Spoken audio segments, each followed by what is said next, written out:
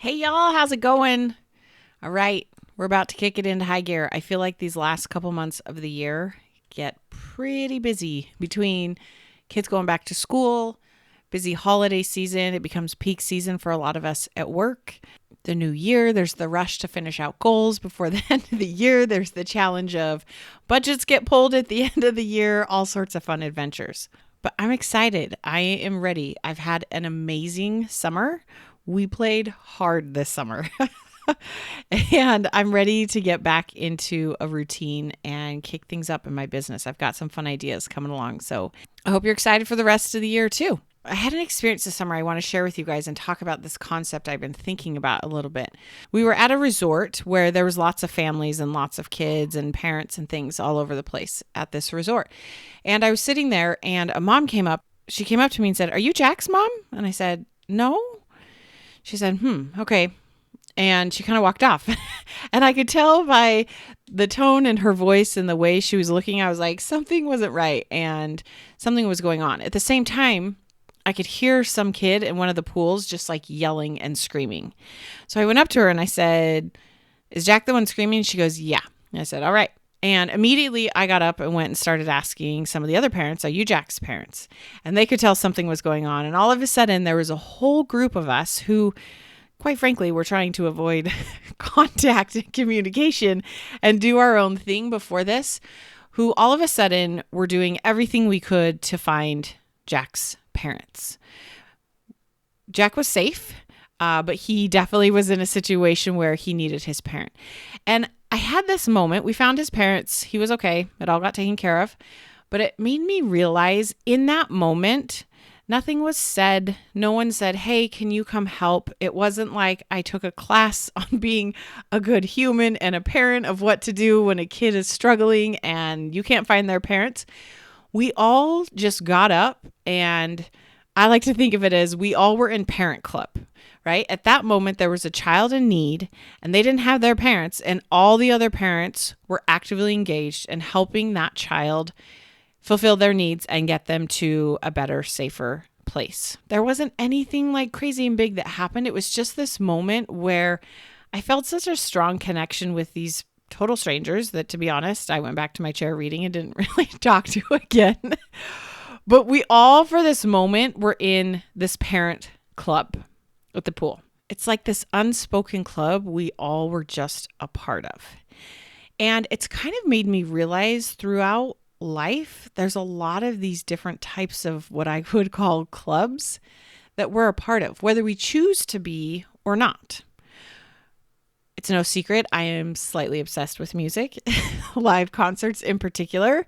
And this summer, I had so much fun taking my girls to the Taylor Swift concert. And again, I had one of these moments where it was this huge sold out arena of, I don't know, 70 something thousand people in this location. And we all were in the Taylor Swift Club together. We all were singing. We all were dressed up. We all were trading bracelets. No one was angry and rude. Everyone was enjoying the night and having so much fun. We all just had this little sliver, this little moment where we were together as Taylor Swift fans having this amazing experience. We were in the Taylor Swift Club in that moment. And I've had multiple moments like that at concerts that have been extremely spiritual and physically moving to me as a human being. I've also seen this with people that drive motorcycles. If you've ever noticed, when someone on a motorcycle passes another person on a motorcycle, oftentimes they will give what looks like an upside down peace sign. They kind of put their arm down and they give like this upside down peace sign to the other person on the motorcycle. And one day I was like, what is that? There's something there I don't know about because I don't do motorcycles myself. And as I researched, like, what is that all about? Essentially, it's a sign they give to each other of like acknowledging each other and solidarity. And it also means like two wheels down, like basically saying, have a safe ride, right? It's just this little moment of connection of saying, I see you. We're in this motorcycle club together. Some of these clubs we're in, And they might be by choice, but we don't love them, or sometimes they're not by choice. I think if there's a Grey's Anatomy episode that stuck with me, not sure why, where one of the characters, his dad passes away. And another one of the characters is trying to help him as he's really kind of struggling with this right after it happens. And she goes to him and she says, "Congratulations, you're in the dead dad club now." And it's one of those things, you can't be in unless you have a dead dad. And it kind of is a pivotal turning point in the character development. I won't get into that today. But sometimes there's these clubs we get into that aren't fun that we don't want to. But until you've experienced it, until you've gone through it, it's hard to really understand and know what being a part of that club is like. I think of that as I've seen many of my friends go through cancer clubs, or as I've experienced going through the divorce club. There's just certain things in life that when you're a part of, you're a part of. And it's like there are these unspoken rules, these unspoken connections we have with other people that are in a similar situation. With that being said, there's a club I really want to grow and I want to invite you to be a part of. You may not know it, but you're actually already a part of it. I just want to bring your attention to it and hopefully bring some reactivation, possibly, for you and for those around you to this club. And what I call this club is the Kindness Club. We are living in a time when anxiety is so high. In a work setting, morale is extremely low. Kindness, it's not just a luxury and something that's nice.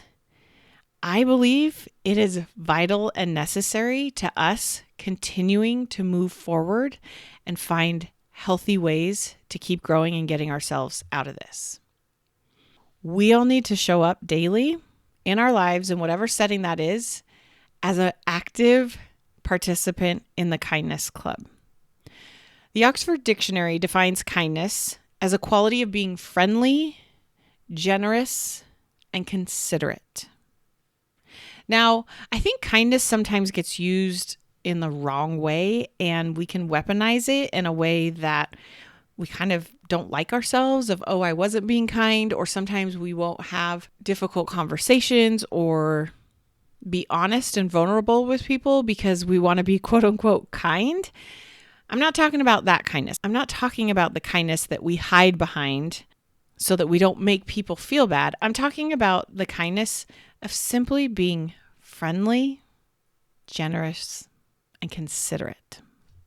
So I think there's kind of 5 things we can do to be an active daily participant in this Kindness Club.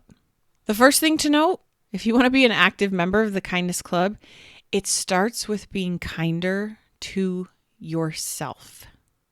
If you are not feeling physically, emotionally, mentally in a good spot, it's a lot more challenging to be friendly and generous and considerate to those around us because we aren't in a space where we have anything left to give. That's okay if you find yourself there. Come be a member of the Kindness Club and let's start with being kinder to yourself. I'm not going to dive into it today, but go listen to the episode before this about self-care. But you've got to learn to start being kinder to yourself. Not having such unrealistic expectations. Being proud of yourself for showing up and trying. And telling yourself that you're proud of yourself. Acknowledging the things that are working and the growth and the progress that you've made and the things that are working out and the things you figured out and how you've made it every single day so far. Being a member of the Kindness Club, I cannot stress this enough. It starts with being kinder to yourself. Okay, the second thing to be an active member is you got to do your job. You got to do your part. In a work setting, don't overcommit. Don't say yes when you don't have the bandwidth. When saying yes is going to create resentment and frustration and additional stress and anxiety. Remember, kindness is being considerate. We need you to do your job so someone else doesn't have to step in and do it. We need you to honor the commitments that you're making, to do things on time when you say you're going to do them, and to be nice to yourself along the way, to not overcomplicate it, to not get all worked up and freaked out if it doesn't go perfectly or according to plan. But we need you to show up and do your job, whatever that means. Hope is not a strategy. You know what your job is. You know what your work to do is each and every day. Be an active member of the Kindness Club and just go do it. Third, be intentional about connecting with people around you. It takes conscious effort, whether that's because someone's virtual or lives across the country, or because you're all busy and heads down and stressed and worried. It takes conscious effort to connect. Do it on purpose. We need to be friendly. We need to be generous. We need to be consistent with each other so that we can help and support each other. We are all struggling. You know what helps humans that struggle? Being kind to each other and connecting and supporting one another. Get to know people around you as humans and be a human yourself. Look up. Don't be on your phone all the time. Smile at someone on the bus ride into the office. Talk to the cashier as you're checking out. It's very small, simple gestures, but be intentional about connecting with people around you. The fourth thing in the Kindness Club is recognizing and acknowledging people. This can be in the form of compliments and highlighting things people do well. I'm all for that. But it can also be in the form of being present with people. Again, this will go back to connection, but recognizing and acknowledging people means I am here. My attention is with you. I'm not multitasking. I'm not on my phone. I don't have my AirPods in. I am present and focused and acknowledging you as a person. It's following up on things. As you connect and learn more about your coworkers, it's asking follow-up questions and seeing how things went and asking better questions about it and diving into it and getting curious about them. It's listening without needing to respond. Recognize and acknowledge people, including yourself. I won't go back to that, but all these apply to yourself as well. It's so important. And the fifth thing, as a member of the Kindness Club, is I would offer to you to think about choose when to give feedback on purpose. And this one in particular in a work setting, I think is really important. You don't have to provide feedback and call everything out. If you don't have a specific example to back up the feedback you think you need to provide, it's not ready. Don't give it. Assume they did their best. This was a trap I found myself in often as I was in a position where people would come to me specifically for feedback. As a leader on a team, they wanted to know my opinion and what I was saying. And what I found was as I was working with other leaders and other peers, some leaders would give feedback on every single tiny detail, and some were very strategic about the feedback they gave.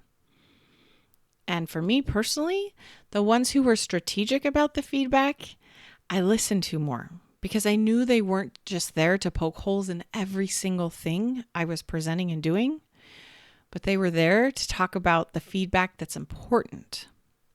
So remember, we want to be considerate. We want to be kind. There are times where we need to provide the feedback, but don't provide it just to poke holes. I like to run my feedback through the filter of 2 questions. 1, if I provide this feedback, is it going to help this person the next time they need to do this task or something similar? If the answer is yes, I may look for a way to provide it in the appropriate setting.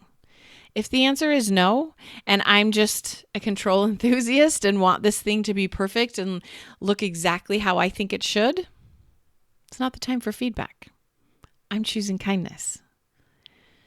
The second filter I run my feedback through is, will the feedback I'm about to provide help change the direction of the project or the goal that we're trying to reach? Again, if the answer is no, I'm not going to provide the feedback. I'm in the Kindness Club.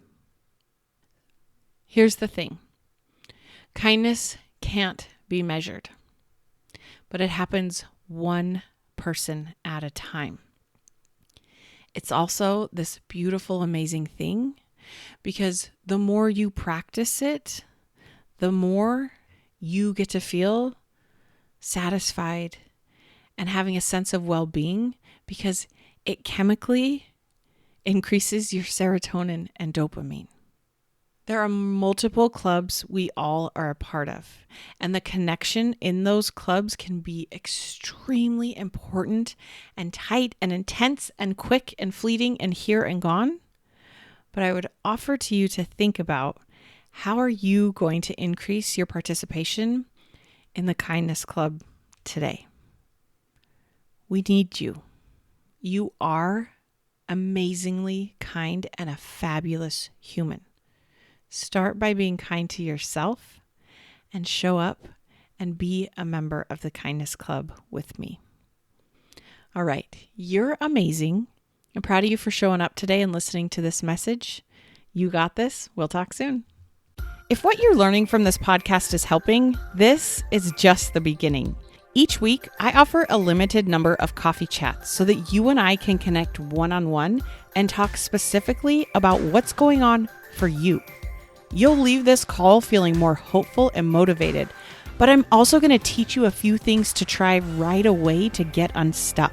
Space is very limited and these are free, so grab your spot before they're gone. Click the link in the show notes or go to lindsaylymancoaching.com/chat and sign up today. You got this.